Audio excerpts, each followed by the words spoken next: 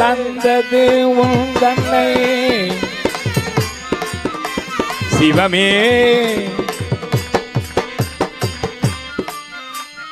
எவ்வளவு பெரிய பொருள் சிவம்.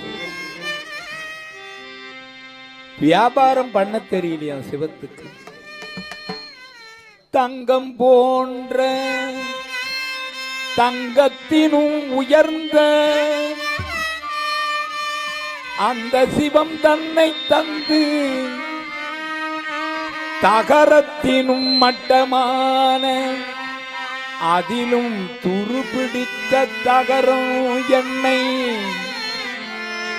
சமையடைக்கு வாங்கும் வியாபாரி உளரோ.